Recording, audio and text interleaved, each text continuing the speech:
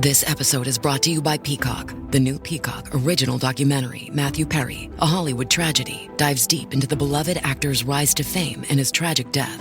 5 people, including Perry's personal assistant, 2 medical doctors, and an alleged Hollywood drug dealer known as the Ketamine Queen, were charged with conspiracy to illegally provide Perry with the ketamine. Explore the details of the case in this heartbreaking special, streaming now only on Peacock. At T-Mobile, our critical mission is providing unparalleled 5G coverage for when connectivity is mission critical. Introducing T-Priority, America's best 5G network experience for first responders, even in times of congestion. More capacity, faster speeds, better coverage. T-Priority from T-Mobile, built for tomorrow's emergencies, ready today. Discover more at t-priority.com. For qualifying organizations on eligible rate plans, coverage not available in some areas and may be impacted by emergencies. This is what I have been handed. And I can either, personally for me, I can sit here and sulk, or I could take it and run with it and do the best I can do. Because that's just who I am. No matter what the Lord gives me, I have to deal with it. Imagine spitting into a tube, sending off your DNA, and unknowingly turning your life upside down. For me and thousands of others, this is our reality.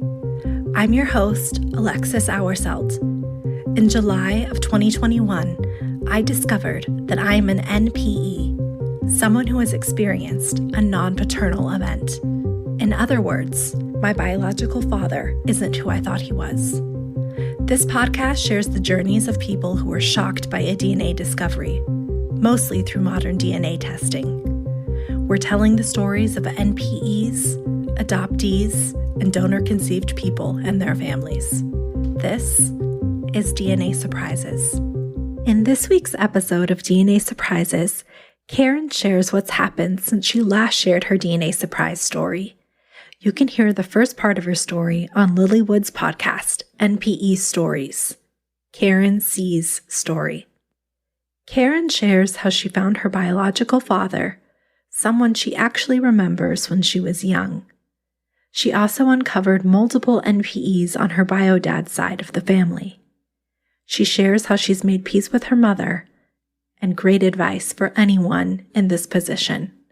As a quick content warning before we begin, there is a brief mention of suicide and discussion on heavy alcohol use. Thank you for sharing your story, Karen.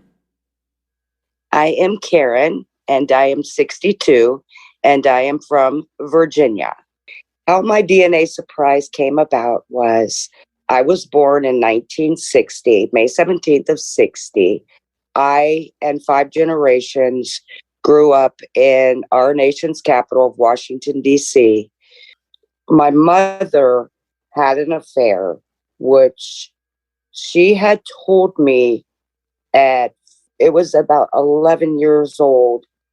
I was over at my grandmother's house. I was with my mother, and I was in the kitchen, and my mother and my grandmother were speaking out in the living room. And I heard my grandmother say to my mother, "You need to tell Karen that her father is Dwight." And I could hear in the kitchen, because I feel like I knew my mom so well, so to speak, that she was like gritting her teeth at my grandmother. She was just like clenching like a mom, like, "Don't do that." And she says, "Don't say that, Mama. Don't say it again." And I heard that. Well, I use the analogy of what I did with it, I should say, is I stuck it in my pocket, what I heard. I took a few minutes to walk out like I never heard it, and I carried it a long time with me. And didn't want to believe it. Thought I was hearing things, of course. And then fast forward to junior high school, middle school, 14 years old. My mother and I were in the living room of our home, and what I thought to be my biological father was close by in the other room. And my mom, out of nowhere, she said, Karen, I am just telling you, like we'd had a long drawn conversation prior to Dwight may be your father.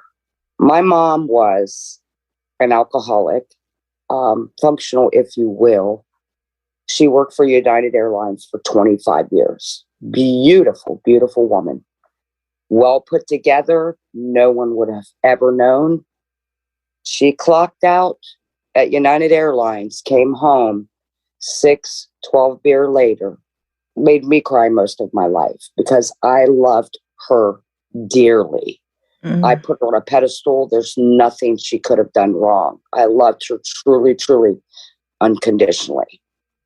So when she said that, I gritted my teeth and I said, don't ever say that again. Exactly what she told my grandmother years before. I said, my dad is in the other room. And Mom, by the way, have another beer. Okay. They say those who drink speak the truth that are drunk. Again, I was protecting my biological father, I thought, in the other room, and shut it down. So I did have a first and I did have, believe it or not, I had a middle initial and a last name. And did you know who Dwight was? Was that somebody that had been in your life? I'm going to say yes and no, because after you find out, or so to speak, I found out my truth. My mother had said some things about him along the way, just kind of dropped these little things. And to me, she was just speaking of, she said, and not using the name Dwight when she would say this part, she said, you know, when we lived in DC, she said, there's a soldier that used to come over every day and I'd walk. And all of this didn't come to me till after I found out in 2019. And she said, there's a soldier that used to come over every day. I was born in May, so it's warm months. And I'd take you out on the step and your grandmother and I would be sitting there and you would hug his neck and you were shy around all men, even your father, meaning the father I thought. He said, you were just shy. You were shy around all men. You latched on to him. And all I remember is her saying this soldier. And he would come over after work and she'd take me and sit me out on the front steps. And my grandmother and her would be like, just chit chat in a little lawn chair out there. And he would pick me up and she said, you would wrap your little hands, which would put me at about 2.5. And you called him and your little toddler voice, pretty daddy. Wow. You know, I don't know if I suppressed it or whatever. All I remember is, you know, Dwight, those couple times. And that she told me, and I was like, whatever, you know, have another drink, you know, what? And I even said to her back in the day at 14, I said, so what, Mom? Was he a crush you never got over? And you would like him to be my father, or you're just guessing he's my father? She didn't really reply to that. But fast forward, I called this soldier pretty daddy. Well, things came together and I got my results and I became, as I am today, the genealogist, the family tree guru, hobbyist, fanatic. So when did you take your test? I took my test. I first started with 23andMe, and I got my results in April of 2019. And that's when I did find out that my then full sister was my half sister. When you took the test, did you take it because these feelings had surfaced and you wanted confirmation, or were you just curious about your background? I would say initially I was curious about my background. A commercial came on and I saw 23andMe and I just went right and ordered it. And I wasn't even really thinking about Dwight. Honestly, when I did it, I was just like, like a lot of us, how much German, how much Irish. Then I did Ancestry. I did Ancestry in May. And then that's where all these names came in. And I met a first cousin who confirmed that Pretty Daddy is my daddy. Wow. So you had just completely suppressed it until all these years later when you got the confirmation. Absolutely. And 2010, it was around my 50th birthday. So 12 years ago, I did, because my mom had passed away in 94. And I thought, okay, maybe it's safe to say I can ask my birth certificate father. So I asked him and I said, Dad, I know you're a tough guy. You can take this. And I've got to say something. I said, my whole body has been riddled with arthritis since I was diagnosed at 33. Not your run-of-the-mill little ache and pain. It's running rampant through me. I don't recall you nor Mom having arthritis like this. I said, Dad, I'm getting older. I said, I have an inkling, a feeling that someone else is my father. You all don't have this. I have colon problems. My son has colon problems. He's young in high school. I said, it's starting to concern me medically. And he said, God love him. He said, Karen, you know as well as I do, when your mother was drinking, it could have been any of them. She was a flirt. I said, I know. I said, but Dad, it comes down to medical. And I'd like to know. I said, Dad, would you mind doing a DNA test? And he says, which is par for the course with Dad, he says, how old are you? I said, I'm going to be 50, Dad. And he says, so let's see. That makes you my daughter for 50 years. And I said, you bet, Dad. He goes, you'll always be my daughter. I don't care who it is. I said, but Dad, back to medical. I need to know. You know me, Dad. I'm a searcher. And, I started feeling so bad after that because he was so darn good about it that I was like, I'll catch it another time, Dad. He was good about it, though. He was wonderful. But he didn't handle it sad. It was like, que sera, sera. Know, it's okay. It's all right. You're my girl. So I did let it go. And then he passed away in 2016 and Mom had already passed away in 94. So I did still have that in the back of my mind. So. Este episodio es presentado por Honda. Descubra la nueva Honda Passport Trail Sport Todoterreno. La Passport más todoterreno que Honda haya imaginado jamás. Esta Passport cuenta con mayor altura al suelo, barras de techo en todas sus versiones y neumáticas especialmente diseñados para cualquier terreno. Además, disfruta todos tus viajes con el control de clima de 3 zonas, techo panorámico y opciones como asientos delanteros con calefacción y ventilación. Conoce más en honda.com/passport. Support comes from ServiceNow. We're for people doing the creative work they actually want to do. That's why this ad was written and read by a real person and not AI. You know what people don't want to do? Boring, busy work.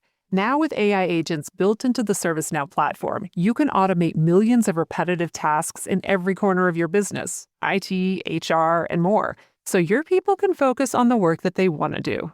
That's putting AI agents to work for people. It's your turn. Visit servicenow.com.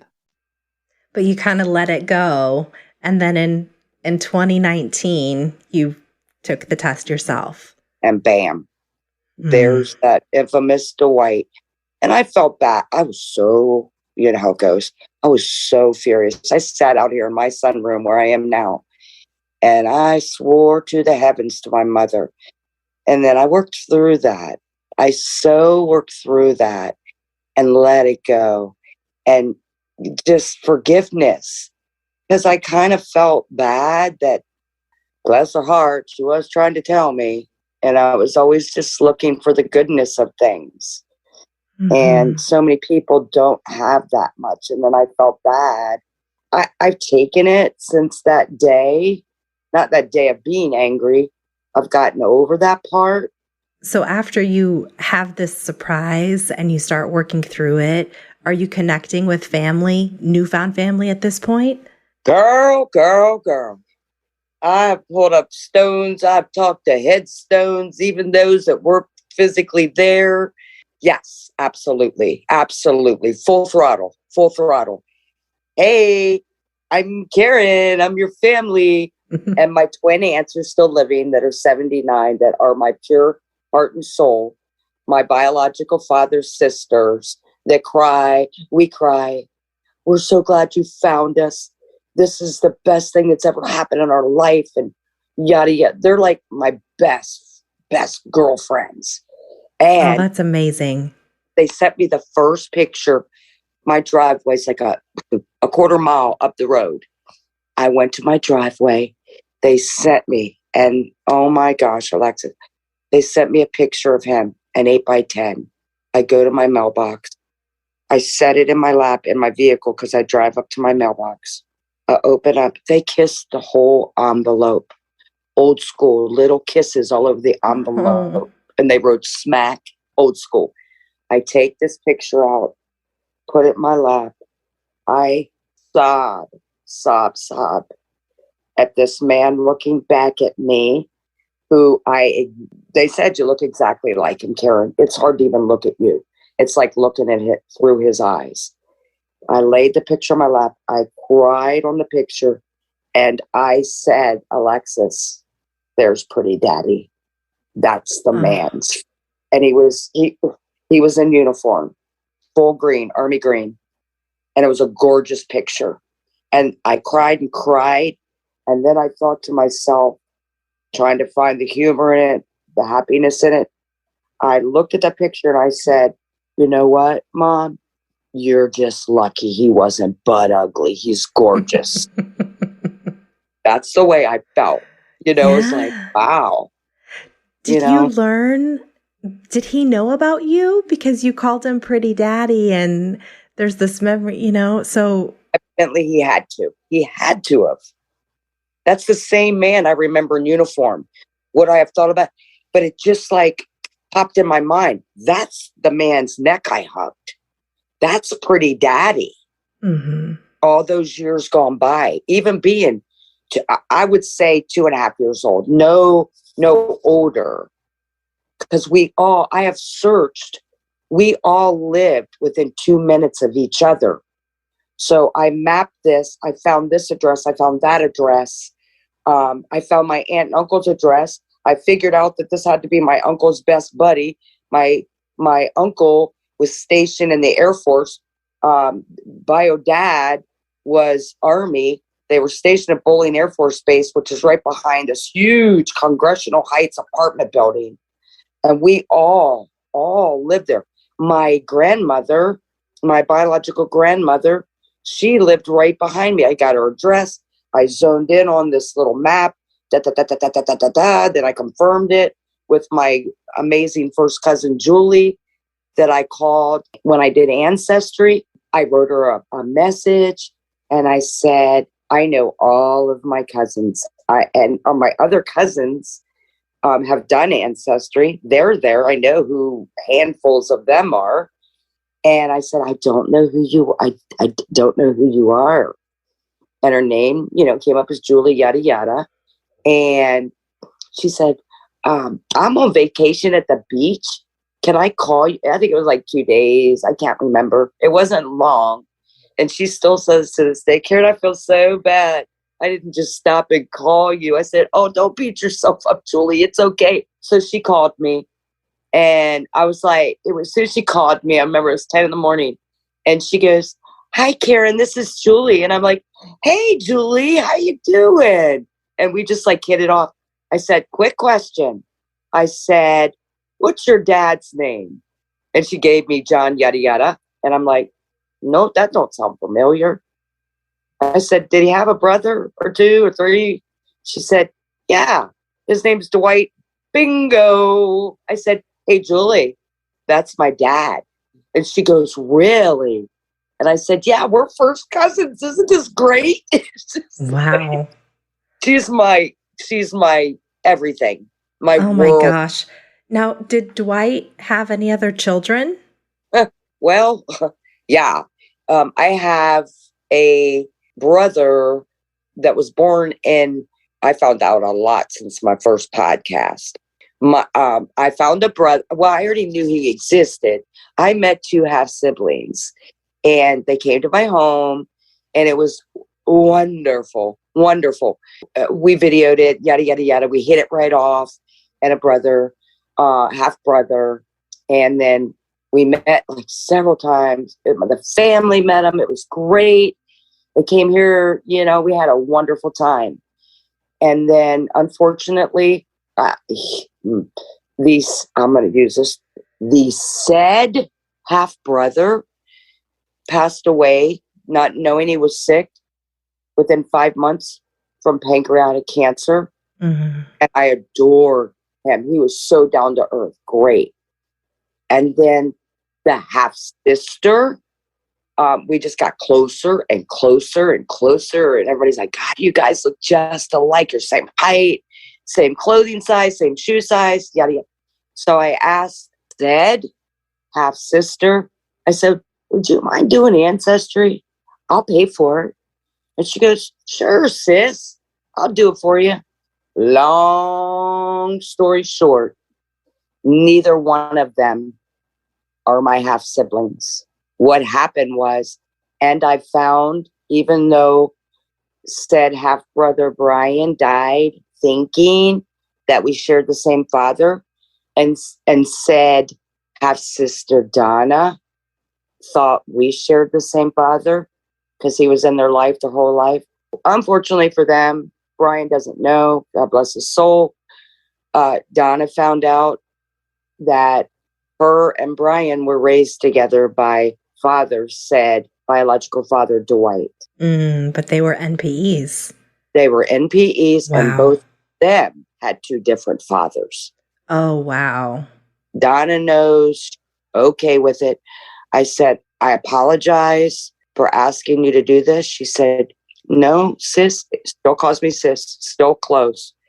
It's okay. It was supposed to be this way. I said, well, if anything, I've met a best friend and I will help you in any way if you would like me to. And I did. And I brought her together with two new sisters. Wow. Her father passed away.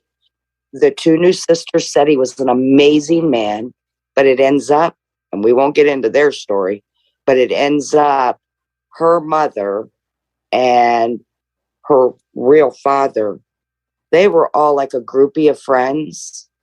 And Mm-hmm. She was that was one of her mother's best friends. That was her father. Anyway. Wow. They're not my DNA siblings. My brother committed suicide. He was born in 1955 from some child abuse with his mother's next husband in line. So he took his life. I never met him, and him and I are a carbon copy of each other. To look at our pictures side by side, everybody says you look like twins. Just a beautiful soul. And then I had another brother, half brother as well, that was stationed. He was in the Air Force, and he was born in 1966. And he and his wife and her mother were hit head on by a drunk driver, and they were killed. So my nephew was raised by his aunt.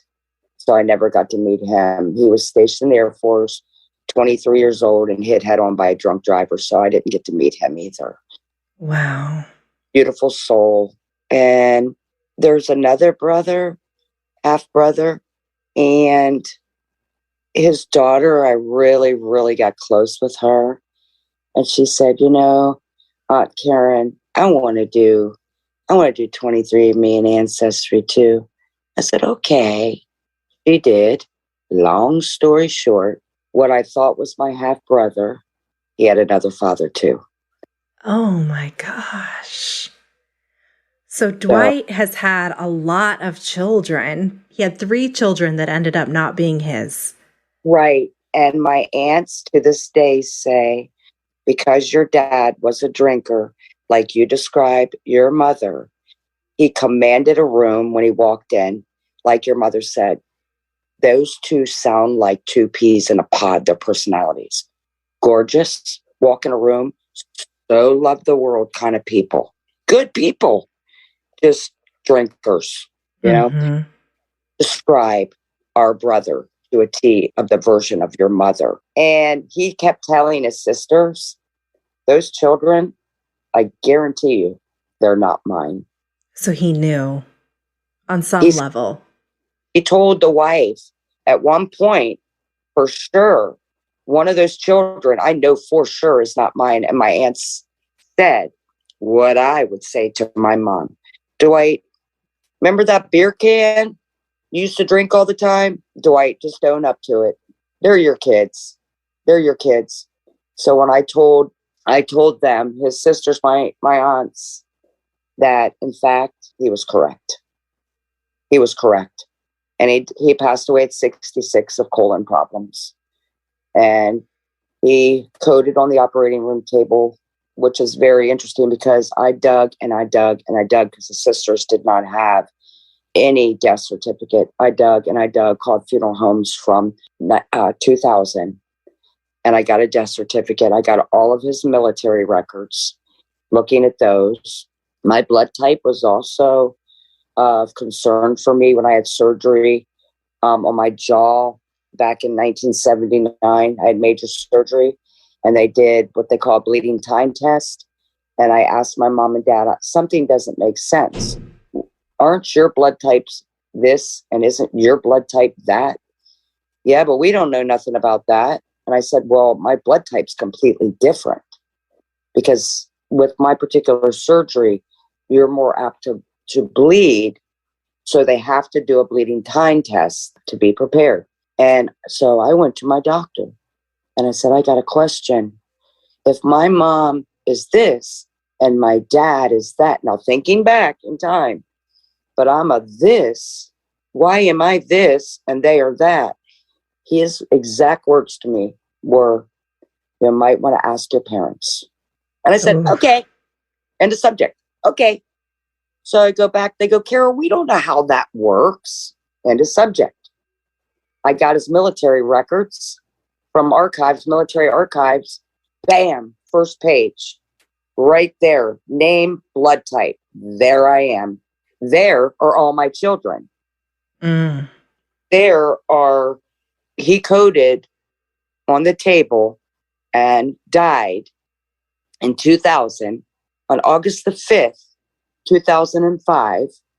I coded and died on the operating room table and was brought back to life where they cracked all my ribs.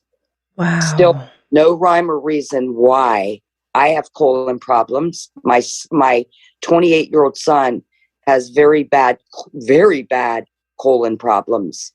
And come to find out, you bet it's worth finding out. Medical history. Will it save us? Who knows? But to know that the man that raised me, who died from Lewy body disease, Parkinson, triple bypass, I worried my whole life because I am a worrier and I know I shouldn't be. Am I going to die of a massive heart attack? Am I going to die of Parkinson's? Odds have it, probably not. Right. But I have 3 different medical conditions that my biological father have. And so does my son. Mm. So my advice is dig deep, dig deep. It's so worth it. How have you been able to process all of this? Because it really hasn't been that long for you. It's been about 3 years, 4 years. So what are you doing? How did you get to this point of peace with the situation? With people like you, with being able to communicate, to not only communicate, to be a good listener, to read, to no matter, for me personally, no matter what I am handed, I give myself permission to be sad.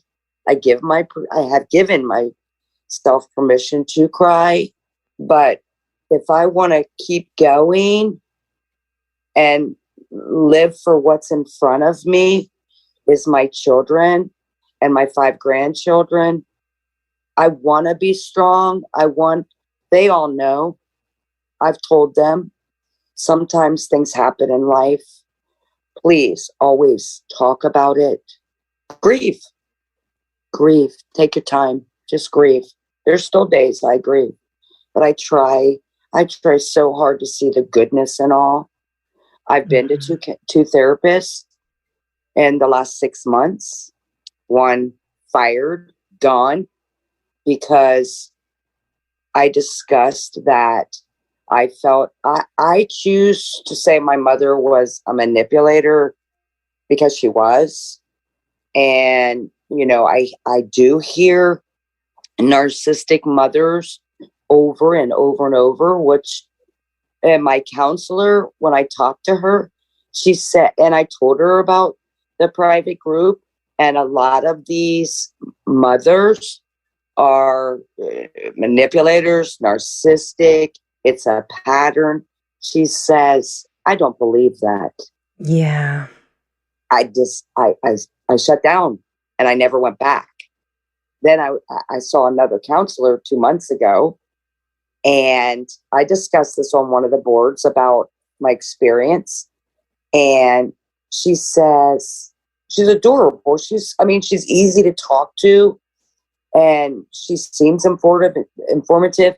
And she actually wants to branch out into learning more about NPEs, DCs.